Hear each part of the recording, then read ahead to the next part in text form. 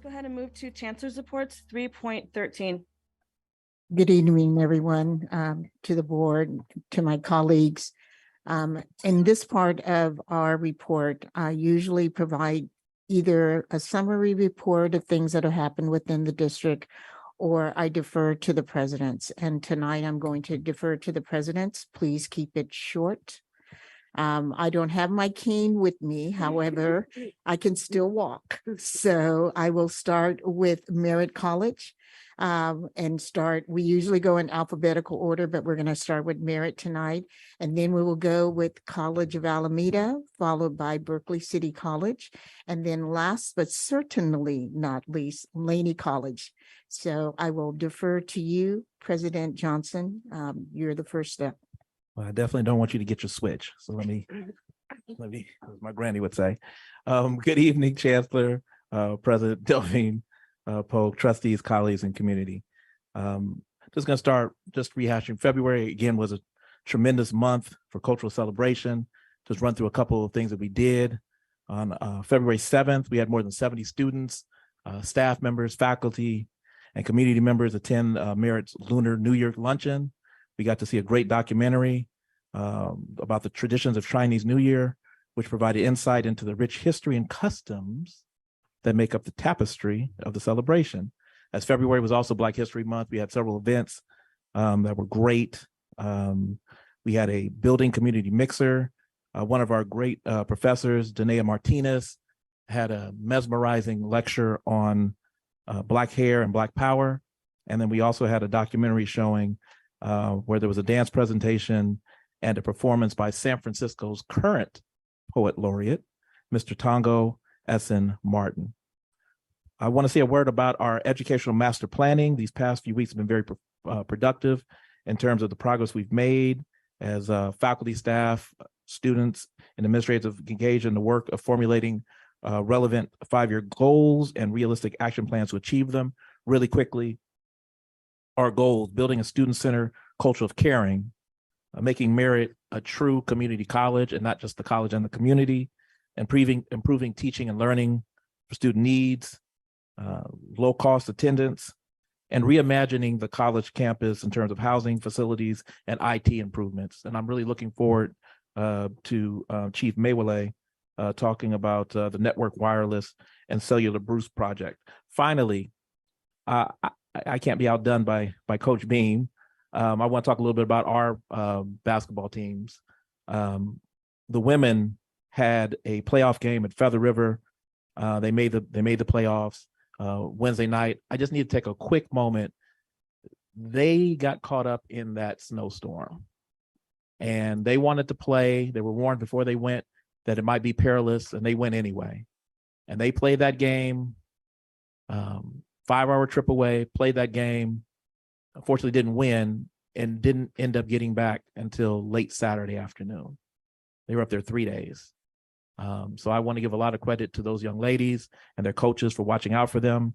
I'm just going to shout out a couple of people, well, just in general, because I'm short on time. A number of our students, as Coach Beam said, the thing that we want to emphasize is not only their achievements on the court, but most of the team are on their way to earning their AAs, both for the women and men's team. So I'll leave it there, and everybody have a good night.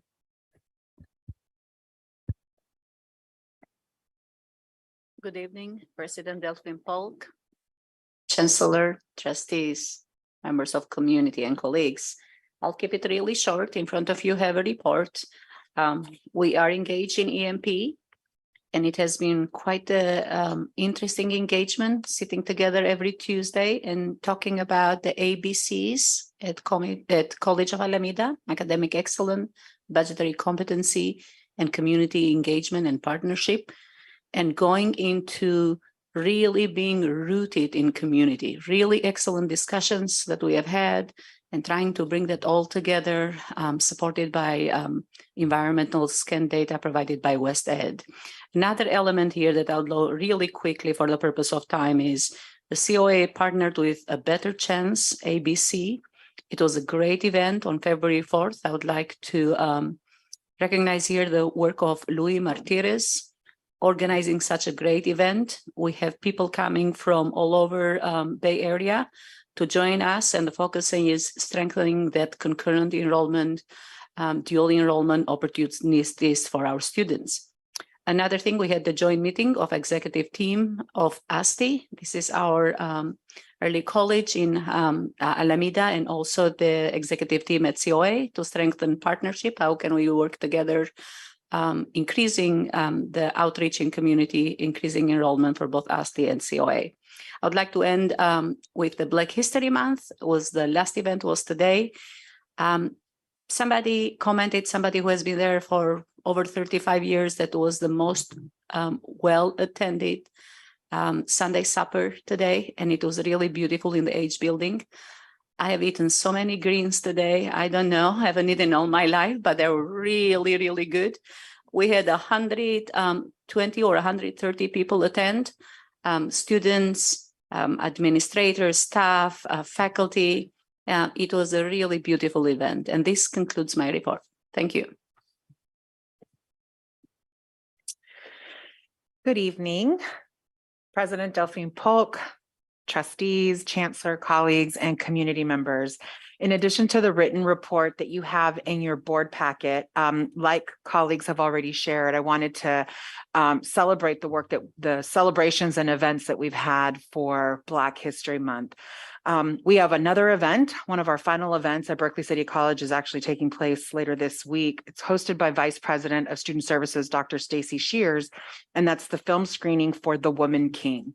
There will be a film screening. There's going to be discussion, engagement to really unpack and the intersectionality of race, ethnicity, gender, and cultural power. So if you are around and you would like to come join, that's this March 2nd from 3 to 5 p.m. at Berkeley City College. We also just last week had our second annual career fair, very well attended. We had over 35 local employers and businesses and agencies that were on site. We had a scientist, actually, she's a biotech by training, scientist, scholar, artivist, Ruby Ibarra, who is an immigrant of the Philippines and engages music as a means for education and social justice construction. Students were part of that conversation and her presentation in the morning, and then rolled out into the atrium to partake in a fair. There may or may not have been Tacos Sinaloa on Center Street. There may or may not have been very, very long lines that included not only Berkeley City College students, but I did see some Berkeley High, UC Berkeley, and community members participating as well. And then lastly, just want to share that the team also doing work with Educational Master Plan. One of the areas that we're focusing on is strengthening community partnerships and engagement. And so on April 21st, Berkeley City College is going to be hosting a Principals and Partners Breakfast on Friday, April 21st, 8:30 to 10:30, where we're inviting our local K through 12 districts, their leadership teams, so that we can continue to discuss partnerships and streamlining to pathways at Berkeley City College. With that, that concludes my report for this evening. Thank you. Good evening, Chancellor, President Delphine Polk, members of the Board of Trustees, colleagues in education, and valued students and community members. Just to touch very briefly on the written report tonight, I want to extend thanks to OUSD for their partnership in coordinating a number of campus visits among a number of students in our high schools that are maybe for the first time saying, well, maybe college is something I can do. It's been very powerful to see the collaboration and a lot of the questions that have come from students as I've been privileged enough to attend these events. You also have information in your board report about our Black History Month activities, and certainly want to appreciate everyone who's been involved in the coordination and attendance at those things. Also, I have some highlights about journalism professor and department chair Eleni Gastis and her appointment to the UC Berkeley Advisory Board for Journalism. She is the only community college person on that group, topped off also by her receiving the prestigious Beverly Keys Educator Award for her work in journalism. You also heard from our outstanding student body president about the basic needs listening session, and really just so fortunate to have such outstanding leadership by our students. But we've also been hosting a few others. A couple weeks ago, we were pleased to welcome to Laney, Oakland City Council member, Janani Ramachandran. We had a first visit and talked about a lot of things, including internships and collaboration toward workforce development. Also, this past Saturday, Laney was very privileged to welcome Congresswoman Barbara Lee as she announced threw her name in to run for the Senate, and we're pleased to do that as well. For the last part of my report, though, tonight, I'd like to talk about some numbers. And I know I've talked about them before in terms of our enrollment this year. Compared to a year ago at census, we were up 18% for spring. First time in my 5 years at Laney that for spring, we were on the plus side compared to a year ago, the year before. And I think that's something to celebrate. But going deeper into the numbers, Spring is Free is touching our community. Again, for the second consecutive semester, we have 33% more African-American students than the year before. 2 semesters in a row. Also, 21% more Latinx students than the year before. Our API community, our total student population with their uptick is at 24% of our student body. Now, you hear a lot about those things and we talk a lot about enrollment, but what about the impact? I want to share with you the sweetest sentence that I heard this month in a letter from the Office of Higher Education from the Department of Ed. We are pleased to inform you that your recent request for designation as an eligible institution under Title III and Title V of the Higher Education Act of 1965 is approved. This means that as now, and because of the work we've done to improve enrollments, not only can we submit now as an ANAPISI institution given our API population, but now also as an HSI. We're now eligible to do that. I think back 2 board presidents ago talking about the day that we'd hopefully do this. So it really brings a lot of joy.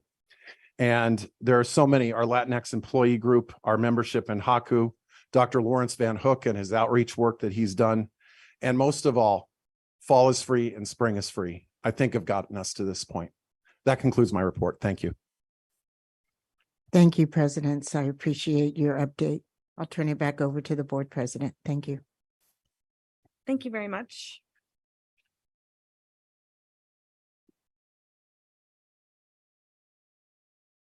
Okay, presentation and action, consider 4.1, consider adoption of resolution